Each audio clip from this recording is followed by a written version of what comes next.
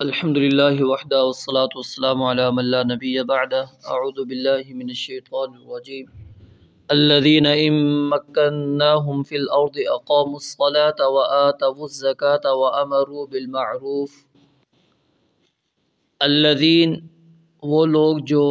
ان مکناہم اگر ہم انہیں اقتدار بخشیں فی الارض زمین میں، اقاموا الصلاۃ تو وہ نماز قائم کریں گے، وآتوا الزکاۃ اور زکوٰۃ دیں گے،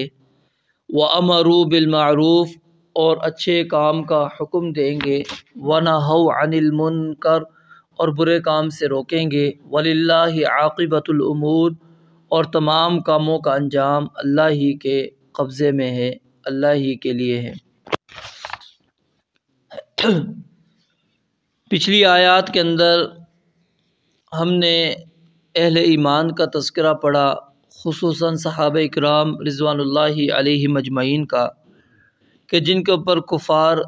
ظلم کیا کرتے تھے، اور اسی ظلم کی وجہ سے اللہ تعالیٰ نے انہیں لڑنے کی اجازت دی، اور اللہ تعالیٰ نے ان کے گھروں سے ان کو نکالنے کا ایک جرم بھی بیان کیا تھا کہ وہ توحید الہی کی وجہ سے ان کو ان کے علاقوں سے، ان کے گھروں سے نکال دیا گیا تھا۔ تو آیت کے آخر کے اندر ہم نے یہ بات بھی پڑھی تھی کہ اللہ رب العالمین ضرور ان کی مدد کرے گا، اور اللہ تعالیٰ قوی ہے اور عزیز ہے۔ تو اس آیت کے اندر اللہ تعالیٰ نے پیشگی ہی یہ بات بیان فرما دی کہ یہ جو صحابہ کرام رضوان اللہ علیہم اجمعین ہیں، اگر ہم انہیں زمین میں اقتدار بخشیں تو یہ چار نظام قائم کریں گے، یہ چار نظام قائم کریں گے۔ اور اگر ہم سیرت کا مطالعہ کریں، تاریخ کا مطالعہ کریں، قرآن و حدیث کا مطالعہ کریں، تو ہمیں یہ چیزیں نظر آتی ہیں کہ رسول مکرم علیہ الصلاۃ والسلام نے بھی، صحابہ کرام رضوان اللہ علیہ مجمعین نے بھی ان چاروں چیزوں کو نافذ کیا، اور یہ خلفائے راشدین کے برحق ہونے کی بھی واضح نص ہے اور واضح دلیل ہے کہ ان کی خلافت حق پر قائم تھی۔ کیوں کہ اللہ رب العالمین نے جو ان کی پیشگی اطلاع دی تھی وہ اس کے اوپر مکمل طور پر اترے۔ آپ سیرت اور تاریخ کا مطالعہ کریں گے تو آپ کو ایک بھی کیس نہ نبی علیہ الصلاۃ والسلام کے زمانے میں ایک کیس بھی ایسا نہیں ملے گا کہ کوئی شخص ہو جس کو نماز چھوڑنے کی وجہ سے یا نماز میں سستی کرنے کی وجہ سے یا پھر زکوٰۃ کی ادائیگی نہ کرنے کی وجہ سے اس کو سزا دی گئی ہو۔ باقی جرائم آپ کو مل جائیں گے، شراب کے بھی جرائم آپ کو مل جائیں گے، زنا کے بھی جرائم آپ کو مل جائیں گے، چوری والا معاملہ بھی مل جائے گا، یعنی باقی جرائم آپ کو اگر دیکھیں گے تو ہمیں نظر آئیں گے۔ لیکن نماز اور زکوٰۃ یہ ایک ایسی چیز ہے جو رسول اللہ صلی اللہ علیہ وسلم کے زمانے کے اندر ایک مثال بھی نہیں ہمیں ملتی، ایک مثال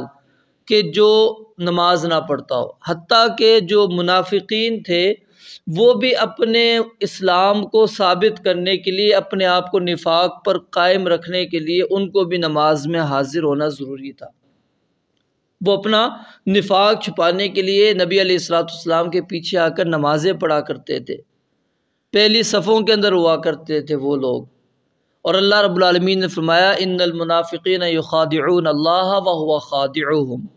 کہ منافق یہ سمجھتے ہیں کہ وہ اللہ تعالیٰ کو دھوکہ دے رہے ہیں، حقیقت میں وہ اپنے آپ کو دھوکہ دیتے ہیں۔ وَإِذَا قَامُوا إِلَى الصَّلَاةِ قَامُوا كُسَالَىٰ، جب یہ نمازوں کی طرف کھڑے ہوتے ہیں تو سستیوں سے کھڑے ہوتے ہیں، اور یراؤون الناس، لوگوں کو دکھلاوے کے لیے آتے ہیں، صرف کہ دیکھیں ہم بھی تمہارے ساتھ نمازیں پڑھ رہے ہیں۔ وَلَا يَذْكُرُونَ اللَّهَ إِلَّا قَلِيلًا، اور اللہ کا ذکر بہت کم کرتے ہیں، تھوڑا کرتے ہیں۔ اور نبی علیہ الصلوۃ والسلام نے نماز کو بھاری قرار دیا، لیکن کس پر؟ جو خاشعین ہیں، اللہ سے ڈرنے والے، ان کے اوپر کوئی نماز بھاری نہیں ہے، ٹھیک ہے۔ لیکن جو اللہ سے ڈرنے والے نہیں ہیں، منافقین ہیں، ان کے اوپر آپ علیہ الصلوۃ والسلام نے فرمایا کہ فجر کی نماز، عشاء کی نماز بڑی بھاری ہوگی۔ تو ایک مثال بھی ہمیں نہیں ملتی، ایک مثال بھی ہمیں نہیں ملتی کہ صحابہ نبی علیہ الصلوۃ والسلام کے زمانے کے اندر کسی نے نماز چھوڑی ہو۔ اور پھر ہم دیکھتے ہیں اس زمانے کو، تو وہ زمانہ عروج پر تھا، امن تھا، سکون تھا، رحمتیں ہی تھی، ہر طرح کی آسائش اور نعمتیں رب العالمین ان کو عطا کر رہے تھے۔ وجہ کیا تھی کہ اقام الصلاۃ، کیونکہ جب بندے کو نظام حکومت ملے تو یہ 4 ذمہ داریاں اس کے اوپر عائد ہوتی ہیں۔ جو حکمران یہ 4 کام کرے گا تو یاد رکھیں اس کے اوپر اللہ کی مدد اور نصرت ہوگی، اور جو حکمران ان 4 کاموں کو نہیں کرتا، ان نظاموں کو قائم نہیں کرتا، اس بندے کے ساتھ، اس حکمران کے ساتھ، اس حکومت کے ساتھ اللہ کی مدد اور نصرت نہیں ہوتی۔ ہم سمجھتے ہیں کہ ہمارا نظام بہتر ہو جائے گا، جی ہم فلاں سے وہ لے لیں، قرضہ لے لیں، فلاں سے سود لے لیں، ہم یہ کاروبار کر لیں، ہم وہ کر لیں، ہم یہ کر لیں۔ یہ سارے جو طریقے ہم نے خود ساختہ بنائے ہوئے ہیں، اور ہم ان کے ذریعوں سے امن، سکون، اطمینان اور اپنی معاشیت کو بہتر بنانا کی کوشش کر رہے ہیں۔ یقیناً یاد رکھیں اس کے اندر یہ نقصان ہے، اس سے کامیابی نہیں ملے گی۔ کامیابی اس آیت کے اندر جو اللہ رب العالمین نے بیان کی ہے وہی ملے گی، اقاموا الصلاۃ وآتوا الزکاۃ، کہ اس نظام کو قائم کرنا ہے، نمازوں کو قائم کرنا ہے اور زکوٰۃوں کی ادائیگی کرنی ہے۔ جب نبی علیہ السلام فوت ہو گئے تو اس وقت کچھ لوگ جو ہیں انہوں نے زکوٰۃ کا انکار کر دیا۔ اس سے پہلے ایک مثال بھی آپ کو نہیں ملتی، ٹھیک ہے؟ نبی علیہ السلام فوت ہو گئے تو انکار کر دیا۔ کچھ لوگوں نے کہا کہ نہیں، زکوٰۃ حق تھا رسول اللہ صلی اللہ علیہ وسلم کا، لہٰذا آپ علیہ السلام اب اس دنیا سے جا چکے ہیں، تو اب جو زکوٰۃ کے وصول والا معاملہ ہے وہ ختم ہو گیا۔ اب کوئی زکوٰۃ کو وصول نہیں کر سکتا، کیونکہ اللہ تعالیٰ نے کہا تھا خذ من اموالہم، اے نبی آپ نے ان سے لینا ہے، ان کے مالوں میں سے صدقۃً، یہ صدقہ، تطہرہم بہا وتزکیہم، یہ مال ان کو پاک بھی کرے گا، ان کا تزکیہ بھی کرے گا، وصلی علیہم، اور ان کے لیے آپ نے دعائے رحمت بھی کرنی ہے، یہ آپ کا دعا کرنا ہے ان کے لیے سکون کا باعث ہے۔ لہٰذا آپ کہتے ہیں کہ نبی علیہ السلام نہیں ہے، یہ حکم کیا ہو گیا؟ ختم۔ جب یہ باتیں لوگوں نے عام کرنا شروع کر دی، منکرین زکوٰۃ پیدا ہونا شروع ہوئے، تو سیدنا عمر فاروق رضی اللہ تعالیٰ نے تھوڑی سی اس میں نرمی رکھی، ابو بکر رضی اللہ تعالیٰ نے اس کے اندر سختی کی۔ انہوں نے کہا واللہ لا اقاتلن من فرق بین الصلاۃ والزکاۃ، کہ اللہ کی قسم میں ضرور ان لوگوں سے قتال کروں گا جو نماز اور زکوٰۃ میں فرق کرے گا۔ یعنی نماز تو وہ سمجھتا ہے کہ فرض ہے، واجب ہے، وہ نہیں چھوڑنی، اور زکوٰۃ کو جو اسلام کا رکن ہے اس کو وہ ترک کر رہا ہے، چھوڑ رہا ہے کہ نہیں بس اب زکوٰۃ نہیں ہے، جو فرق کرے گا میں ان کو قتل کر دوں گا۔ سیدنا عمر رضی اللہ تعالیٰ نے کہا کہ آپ ابو بکر اتنی سختی کیوں کر رہے ہیں؟ اتنی سختی نہ کریں، وہ بندہ مسلمان ہے، نماز تو پڑھ رہا ہے، چلو زکوٰۃ نہیں دے رہا، مسلمان تو ہے۔ آپ نے فرمایا کہ نہیں، وہ مسلمان نہیں ہے، میں قتال کروں گا، میں جہاد کروں گا اس کے خلاف۔ اور پھر جب سیدنا ابو بکر رضی اللہ تعالیٰ نے یہ جہاد کیا منکرین زکوٰۃ کے خلاف، تو سیدنا عمر رضی اللہ تعالیٰ نے فرمایا کہ اللہ کی قسم ابو بکر رضی اللہ تعالیٰ کے سینے کو اللہ تعالیٰ نے کھولا ہوا تھا حق کے لیے، اسلام کے لیے، کہ انہوں نے اس چیز کو بھانپ لیا تھا کہ اگر آج اس کا تعاقب نہ کرتے تو آج تو لوگوں نے نظام زکوٰۃ کو چھوڑا، کل نظام صلاۃ کو بھی چھوڑ دیں گے، دیگر معاملات کو بھی چھوڑیں گے، وہ کہیں گے نہیں یہ تو نبی علیہ السلام کے لیے خاص تھا، اللہ رب العالمین نے تو آپ کو یہ حکم دیا تھا، ہمیں تو حکم نہیں ہے۔ تو کہتے ہیں اللہ تعالیٰ نے ابو بکر رضی اللہ تعالیٰ عنہ کے سینے کو اس معاملے میں کھولا، اور وہ حق کے اوپر موجود تھے اور وہ ڈٹ گئے، اور آج انہوں نے ان لوگوں کا خاتمہ کر دیا جو فرق کر رہے تھے۔ اور سیدنا ابو بکر نے کہا کہ ایک رسی، چھوٹی سی رسی بھی اگر تم نبی علیہ السلام کے زمانے میں دیتے تھے وہ بھی روکو گے، اس کو بھی میں قتل کروں گا، اس کے بھی میں خلاف میں قتال کروں گا۔ اب جب تک خلفائے راشدین کا زمانہ ہے، نبی علیہ السلام کا زمانہ ہے، تو امن آپ کو مل رہا ہے، سکون مل رہا ہے، یعنی جب تک یہ نظام اقامت الصلاۃ موجود ہے اور نظام زکوٰۃ موجود ہے، اور امروا بالمعروف، نیکی کا حکم بھی دے رہے ہیں، برائیوں سے بھی روک رہے ہیں۔ اور جب مسلمان حکمرانوں نے کچھ اس معاملے کے اندر آ کے سستی کرنا شروع کر دی، انہوں نے کہا ٹھیک ہے، نماز جس نے پڑھنی اپنے لیے پڑھنی ہے، اور جس نے نہیں پڑھنی کیا ہوگا، کبھی پڑھ لی کبھی نہ پڑھی، مسلمان تو ہے نا، اگر وہ زکوٰۃ چلو دیتا ہے ٹھیک ہے، نہیں دیتا کوئی مسئلہ نہیں۔ تھوڑی سی انہوں نے اس معاملے کے اندر آ کے نرمی کی۔ جب حکمرانوں نے ایسا موقف اختیار کیا کہ چلو ٹھیک ہے، ایمان میں کچھ خلل نہیں ہوتا، ایک ایمان والا عمل تو اس نے اپنایا ہے نا، دوسرا عمل اگر وہ سستی کر رہا ہے تو کیا ہوا؟ پھر کچھ نے کہا کہ نہیں، ہمارا ایمان اور ابو بکر کا ایمان، ہمارا ایمان اور جبریل کا جو ایمان ہے وہ برابر ہے، یعنی کہ جب ہم نے کلمہ پڑھا ہمارے دل کے اندر اللہ کی وحدانیت موجود تھی،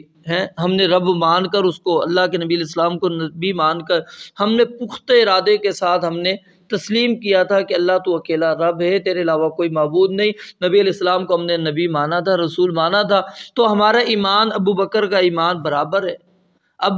اب عمل کرو گے ٹھیک ہے، نہیں کرتے کوئی مسئلہ نہیں، تمہاری ایمان کے اندر کچھ کمی بیشی ہونے والی نہیں۔ جب حکمرانوں نے یہ موقف بھی اختیار کیا، اس وقت سے مسلمانوں کے اندر زوال شروع ہو گیا، کیونکہ انہوں نے اس کو کوئی اب اہمیت نہیں دی۔ اب دیکھیں نا، ہم معاشرے کے اندر، میں نے کہا کہ نبی علیہ السلام کے زمانے میں ایک مثال بھی نہیں جو نماز چھوڑنے والا ہو، اور یہاں پر دیکھ لیں تو 95% آپ کو نماز نہ پڑھنے والے لوگ ملیں گے۔ ہمارے 95% افراد ایسے ہیں جو نماز کو کوئی اہمیت نہیں دیتی، اور قیامت والے دن اللہ رب العالمین جب جہنمیوں کو جہنم میں ڈالیں گے، وہاں پر سوال کیا ہوگا کہ ما سلککم فی سقر، آخر تمہیں جہنم میں کس چیز نے ڈالا؟ قالوا لم نک من المصلین، پہلا جواب وہ کیا دیں گے؟ ہم نماز نہیں پڑھتے تھے۔ اور اس آیت سے شیخ عبد المنان نورپوری رحمہ اللہ نے یہ استدلال بھی کیا تھا، وہ کہتے ہیں کہ نماز کا اب جو حکم ہے، چاہے وہ کافر ہے، مسلمان ہے، کوئی بھی ہے، اس کے اوپر عائد ہے، کیونکہ اللہ رب العالمین نے نماز ہر شریعت کے اندر رکھی تھی۔ موسیٰ علیہ السلام کی شریعت میں موجود ہے، عیسیٰ علیہ السلام کی شریعت میں موجود ہے، یعنی کوئی بھی آپ شریعت اٹھائیں گے اس میں نماز کی چھٹی نہیں ہے۔ وہ کہتے ہیں لم نکو من المصلین کے اندر صرف مسلمان ہی نہیں یہ جواب دے رہے، ہر بندہ یہ جواب دے گا، کیونکہ ہر ایک کے اوپر اللہ کی طرف سے یہ فرض عائد تھا نماز کا، اور وہ سب سے پہلا اپنا جرم کیا بیان کریں گے کہ ہم نماز نہیں پڑھتے تھے۔ باقی تو جرائم بعد میں ہیں، تو اس چیز کو غور کریں۔ اور اس کے بعد امروا بالمعروف، نیکی کا حکم دینا اور برائیوں سے روکنا، یہ 4 کام اللہ رب العالمین فرماتے ہیں جو حکمران کریں گے تو وَلِلَّهِ عَاقِبَةُ الْأُمُورِ، ابتدا بھی یہ، یعنی ابتدا کے اندر اللہ رب العالمین یہ ہو سکتا ہے کہ مسلمان جنگیں کریں، قتال کریں، کافر ان کے اوپر غالب آ جائیں، لیکن اصل انجام، اخروی جو انجام ہے وہ اللہ رب العالمین نے اہل ایمان کے لیے ہی رکھا ہے۔ اور ہمارے سامنے پھر وہ مثالیں بھی